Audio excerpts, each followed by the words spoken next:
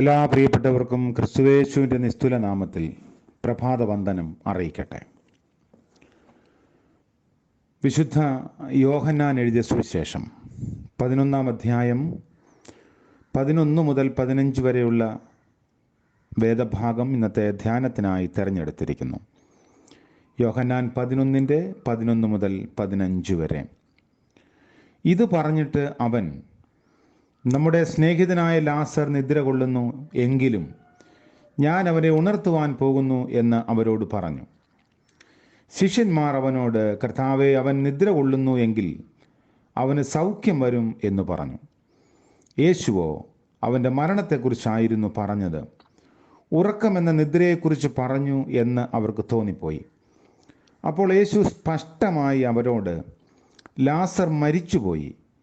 ഞാൻ അവിടെ ഇല്ലാഞ്ഞതുകൊണ്ട് നിങ്ങളെ വിചാരിച്ച് സന്തോഷിക്കുന്നു. നിങ്ങൾ വിശ്വസിപ്പാനിടയാകുമല്ലോ. എന്നാൽ നാം അവൻ്റെ അടുക്കൽ പോക എന്ന് പറഞ്ഞു. കർത്താവിൻ്റെ പരിശുദ്ധ നാമം വാഴ്ത്തപ്പെടുമാറാകട്ടെ. മറ്റൊരു പ്രഭാതം നമ്മുടെ ആയുസ്സിൽ ദൈവം ദാനമായി നൽകി. ഒരാഴ്ചയുടെ അവസാന ദിനമായ ശനിയാഴ്ച പകലിലേക്ക് നമ്മൾ പ്രവേശിക്കുന്നു. വിശുദ്ധ യോഹന്നാൻ 11-ാം അധ്യായത്തിൽ നമ്മൾ വായിക്കുന്നത് പരിചിതമായ ചില കഥാപാത്രങ്ങളെക്കുറിച്ചുള്ള സംഭവമാണ്. ജീവദാതാവായ യേശു എന്ന് വേണമെങ്കിൽ ഈ വേദഭാഗത്തിന് നമുക്കൊരു തലക്കെട്ട് കൊടുക്കാം. കർത്താവായ യേശുവിനെ വിവിധ വീക്ഷണങ്ങളിൽ കൂടി നാം നോക്കിക്കാണുകയാണ്. പുതിയ പുതിയ മാനങ്ങൾ നമുക്ക് ആ വ്യക്തിത്വത്തിൽ കാണാം. ഇപ്പോൾ ജീവദാതാവായിട്ടാണ് നാം യേശുവിനെ കാണുന്നത്. ബഥാനിയിലെ ലാസറിൻ്റെ കല്ലറയ്ക്കൽ നിൽക്കുന്ന യേശു ആജ്ഞാസ്വരത്തിൽ കൽപ്പിക്കുന്നു, ലാസറേ, പുറത്തു വരിക. ആ ആഹ്വാനം മരണത്തിൽ നിന്ന് ജീവനിലേക്കുള്ള ശക്തമായ ഒരു ക്ഷണമാണ്. ഞാൻ തന്നെ പുനരുത്ഥാനവും ജീവനുമാകുന്നു എന്ന് അരുളി ചെയ്ത ജീവൻ്റെ നായകൻ്റെ ശബ്ദമാണത്. ഏതു സാഹചര്യത്തിൽ ആരോട് അപ്രകാരം കൽപ്പിച്ചു എന്ന് ആദ്യമേ മനസ്സിലാക്കേണ്ടത് അനിവാര്യമാണ്. ഒന്ന്, യേശു സ്നേഹിച്ച കുടുംബം, ബഥാനിയ അല്ലെങ്കിൽ ബഥനി എന്ന് വേണമെങ്കിലും പറയാം. ഒലിവുമലയുടെ കിഴക്കേ ചരിവിലുള്ള ഗ്രാമമാണ്. ഇന്ന് അത് അറിയപ്പെടുന്നത് അൽ ലാസറിയോൻ അഥവാ ലാസറിൻ്റെ സ്ഥലം എന്നാണ്. 3 അംഗങ്ങളുള്ള ഒരു കുടുംബം അവിടെ ഉണ്ടായിരുന്നു. സഹോദരികളായ മാർത്തയും മറിയയും അവരുടെ സഹോദരൻ ലാസറും. ഇവർ സൗഹൃദം പുലർത്തുന്നതിൽ ശ്രദ്ധാലുക്കളായിരുന്നു. ഭവനത്തിൽ ഒരു അത്യാഹിതം സംഭവിച്ചപ്പോൾ അവരെ ആശ്വസിപ്പിക്കാൻ യെരുശലേമിൽ നിന്നും മറ്റുമായി അനേകർ അവരുടെ ഭവനത്തിലെത്തിയിരുന്നു. അവരുടെ ഏറ്റവും വലിയ നേട്ടം യേശു അവരുടെ സ്നേഹിതനായി തീർന്നിരുന്നു എന്നതാണ്. സുവിശേഷൻ രേഖപ്പെടുത്തുന്നു, യേശു മാർത്തയെയും അവളുടെ സഹോദരി മറിയയെയും ലാസറിനെയും സ്നേഹിച്ചു. 11-ാം അധ്യായത്തിൻ്റെ 5-ാം വാക്യമാണ്.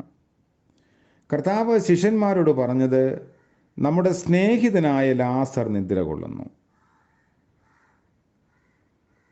ഒരാൾ എഴുതുന്ന ഒരു കൊട്ടേഷൻ ഇങ്ങനെയുണ്ട്: there are not many things in life as true friendship and there are not many things more uncommon. ഉത്തമ സൗഹൃദം പോലെ വിലപ്പെട്ടതായ ജീവിതത്തിൽ മറ്റ് അനേക കാര്യങ്ങളില്ല. എന്നാൽ ജീവിതത്തിൽ അപൂർവമായി കാണപ്പെടുന്നതും അതുതന്നെയാണ്. വേറൊരാളിൻ്റെ വീക്ഷണത്തിൽ ജീവിതം കരുപ്പിടിപ്പിക്കുന്നത് അനവധി സൗഹൃദം കൊണ്ടാണ്. സ്നേഹിക്കാനും സ്നേഹിക്കപ്പെടാനും കഴിയുന്നതാണ് ജീവിതത്തിലെ ഏറ്റവും സന്തോഷകരമായ അനുഭവം. ബഥാനിയയിലെ ഈ കുടുംബാംഗങ്ങൾ ഇക്കാര്യത്തിൽ വളരെ മുൻപന്തിയിലായിരുന്നു. യേശു യെരുശലേമിലെത്തുമ്പോൾ വിശ്രമിച്ചത് ഈ സ്നേഹിതരുടെ ഭവനത്തിലായിരുന്നു. യെരുശലേമിലേക്കുള്ള കർത്താവിൻ്റെ പ്രവേശനം, അതായത് ഹോശാന ഞായറാഴ്ചയായി ഇന്ന് സഭകൾ ആചരിക്കുന്ന ആ ദിനം, മഹത്വപ്രവേശനത്തിന് ശേഷം അന്ന് വൈകിട്ട് അവൻ പന്തിരുവരോടുകൂടി ബഥാനിയയിലേക്ക് മടങ്ങിപ്പോയി. യേശുവിന് ആതിഥ്യം നൽകാൻ കഴിഞ്ഞ ആ കുടുംബം എത്ര ഭാഗ്യമുള്ളതാണ്. പുരോഹിത മുഖ്യന്മാർക്കോ പരീശ പ്രമുഖർക്കോ ആർക്കും ലഭിക്കാത്ത ഭാഗ്യമായിരുന്നു അത്. ഇന്ന് ഞാൻ നിന്റെ വീട്ടിൽ പാർക്കേണ്ടതാകുന്നു എന്നുള്ള ശബ്ദം എരീഹോവിലെ സക്കായിയോട് മാത്രമല്ല, നമ്മളെല്ലാവരോടും അറിയിക്കുന്നതായി മനസ്സിലാക്കേണ്ടിയിരിക്കുന്നു. സന്തോഷപൂർവം കർത്താവിനെ നമുക്ക് ഭവനത്തിലേക്ക് സ്വീകരിക്കണം. രണ്ടാമത്തെ ഒരു കാര്യം, ആ കുടുംബത്തിലും രോഗവും മരണവും കാണുന്നു. ദൈവപുത്രനായ യേശുവിൻ്റെ സ്നേഹവും സഹിത്വവും ആതിഥ്യവും അനുഭവിക്കാൻ ഭാഗ്യം ലഭിച്ച ആ ഭവനത്തിലും രോഗം കടന്നു വരുന്നു. അത് മൂർച്ഛിച്ച് മരണത്തിൽ കലാശിക്കുന്നു. ഒരുപാട് ചോദ്യങ്ങൾ ഇവിടെ ഉയരാം. യേശുവിനോട് ഇത്രമാത്രം ബന്ധം പുലർത്തുന്ന, യേശുവിനെ ആതിഥ്യം അരുളുന്ന, സ്നേഹിക്കുന്ന ഒരു കുടുംബത്തിനും ഇങ്ങനെ രോഗവും മരണവും സംഭവിച്ചത് എന്തുകൊണ്ട്? അനേകരും ചോദിക്കുന്ന ചോദ്യമാണ്. ഞാൻ സഭയ്ക്ക് വേണ്ടി ഇത്രമാത്രം കഷ്ടപ്പെടുന്നു, സമൂഹത്തിന് വേണ്ടി നന്മ ചെയ്യുന്നു, എന്തുകൊണ്ട് ഇങ്ങനെ സംഭവിച്ചു? അവർക്ക് എന്തുകൊണ്ട് ഇങ്ങനെ സംഭവിച്ചു? അവയെ ഒഴിവാക്കാൻ യേശുവിന് കഴിയുമായിരുന്നില്ലേ? ഇത്തരത്തിലുള്ള ചോദ്യങ്ങൾ നമ്മുടെ നാവിൽ നിന്ന് ഇതിനു മുൻപ് ഉയർന്നിരിക്കാം. നന്നായി ജീവിക്കുകയും കഴിയുന്നിടത്തോളം നന്മ പ്രവർത്തിക്കുകയും ചെയ്ത് ആദരണീയമായ മാതൃക അവകാശപ്പെടുന്നവർക്കും രോഗവും ദുഃഖവും കഷ്ടതയും പ്രയാസങ്ങളും ഒക്കെ അനുഭവപ്പെടുന്നു. അതിൽ പരിഭവിക്കുകയോ പരാതിപ്പെടുകയോ ചെയ്യേണ്ടതില്ല. കാരണം അത് ജീവിതത്തിൻ്റെ ഭാഗമാണ്. എന്തെങ്കിലും ദുരന്തങ്ങൾ നേരിടുമ്പോൾ ദൈവകോപമോ ദൈവശിക്ഷയോ ആയി കരുതേണ്ടതില്ല. അത്തരത്തിൽ ഭയപ്പെടുത്തുകയും ഭീഷണിപ്പെടുത്തുകയും ചെയ്യുന്ന സിദ്ധന്മാരും ഉപദേഷ്ടാക്കന്മാരും പ്രവാചകന്മാരും ഒക്കെ ഇന്നും നമ്മുടെ ഇടയിലുണ്ട് എന്നതും ഒരു വിരോധാഭാസമാണ്. കർത്താവിൻ്റെ അമ്മയാകാൻ ഭാഗ്യം ലഭിച്ചവളായ വിശുദ്ധ മറിയാമിനോട് ശിമയോൻ പറഞ്ഞ വാക്കുകൾ വളരെ ശ്രദ്ധേയമാണ്. നിന്റെ സ്വന്തം പ്രാണനിൽ കൂടി ഒരു വാൾ കടക്കും. ലൂക്കോസ് 2:35 മാതാവിന് പോലും ദുഃഖങ്ങൾ ഒഴിവാക്കപ്പെട്ടിരുന്നില്ല. കർത്താവിന് വേണ്ടി സമ്പൂർണ്ണമായി സമർപ്പിച്ച് അവിടുത്തെ ശുശ്രൂഷയിൽ ജാഗ്രതയോടെ വർത്തിച്ച പൗലോസിനും ജഡത്തിൽ ഒരു മുള്ള് അല്ലെങ്കിൽ ശൂലം വഹിക്കേണ്ടിയിരുന്നു എന്ന് നമ്മൾ വായിക്കുന്നു. കൊരിന്ത്യർക്ക് എഴുതിയ 2 ലേഖനം 12 പൗലോസ് അത് പറയുന്നുണ്ട്. എന്നാൽ ഒരു കാര്യം പൗലോസ് തന്നെ വെളിപ്പെടുത്തുന്നു. ദൈവത്തെ സ്നേഹിക്കുന്നവർക്ക്, നിർണയപ്രകാരം വിളിക്കപ്പെട്ടവർക്ക് തന്നെ സകലതും നന്മയ്ക്കായി കൂടി വ്യാപരിക്കുന്നു. മുന്തിരിച്ചെടിയുടെ ദൃഷ്ടാന്തം വിവരിക്കുമ്പോൾ കർത്താവ് വെളിപ്പെടുത്തി ഫലം കായ്ക്കുന്നതൊക്കെയും അധികം ഫലം കായ്ക്കേണ്ടതിന് ചെത്തി വെടിപ്പാക്കുന്നു. പുതിയ പ്രഭാതം ദൈവം നമുക്ക് ദാനമായി നൽകി. ഒരാഴ്ച ജീവിപ്പാൻ കർത്താവ് നമ്മളെ സഹായിച്ചു. അതുകൊണ്ട് ദൈവത്തോട് ചേർന്ന് ജീവിക്കുമ്പോഴും ജീവിതത്തിൽ വരുന്ന ചില പ്രയാസങ്ങളും പ്രതിസന്ധികളുമൊക്കെ പുതിയ കാഴ്ചപ്പാടുകളിലേക്കുള്ള നമ്മുടെ പ്രവേശനത്തിൻ്റെ വാതായനങ്ങളാണ്. യേശു ഇവിടെ പറയുന്ന ഒരു വാക്കുണ്ട്, അവൻ്റെ കെട്ടഴിക്കുക, അവൻ പോകട്ടെ. ശരീരം മുഴുവനും സുഗന്ധദ്രവ്യങ്ങൾ പൂശി പുതിയ തുണി കൊണ്ട് ചുറ്റി കെട്ടിയിട്ടുള്ളതാണ്. അതഴിഞ്ഞു പോകട്ടെ എന്ന് കർത്താവ് കൽപ്പിച്ചാൽ അങ്ങനെ സംഭവിക്കും. പക്ഷേ മനുഷ്യൻ്റെ സഹകരണവും പരിശ്രമവും കർത്താവ് പ്രതീക്ഷിക്കുന്നു.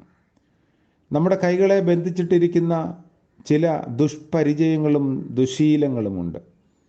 അതുപോലെ നമ്മുടെ പാദങ്ങളെ നയിക്കുന്നതും നിയന്ത്രിക്കുന്നതുമായ പ്രവണതകളുമുണ്ട്. അവയിൽ നിന്നും ഉള്ള മോചനമാണ് ആവശ്യം. അത് നാം തന്നെ കൈവരുത്തേണ്ടതാണ്. അതിന് ആത്മശോധനയും പശ്ചാത്താപവും ഏറ്റുപറച്ചിലും എല്ലാം ആവശ്യമുണ്ട്. അവ നാം ആത്മാർത്ഥമായി ചെയ്യുമ്പോൾ നമുക്ക് പുതിയ ജീവനും പുതിയ ശക്തിയും ലഭിക്കും. അതുകൊണ്ട് സങ്കീർത്തനക്കാരനോട് ചേർന്ന് നമുക്ക് പ്രാർത്ഥിക്കാം. ഞാൻ നിൻ്റെ നാമത്തെ സ്തോത്രം ചെയ്യേണ്ടതിന് എൻ്റെ ആത്മാവിനെ കാരാഗ്രഹത്തിൽ നിന്ന്, അതായത് പാപത്തിൻ്റെയും തിന്മയുടെയും കാരാഗ്രഹത്തിൽ നിന്ന് എന്നെ മോചിപ്പിക്കണമേ. പുതിയ ദിനം അനുഗ്രഹത്തിൻ്റെയും നന്മയുടെയും ദിനമാകട്ടെ. നമുക്ക് പ്രാർത്ഥിക്കാം.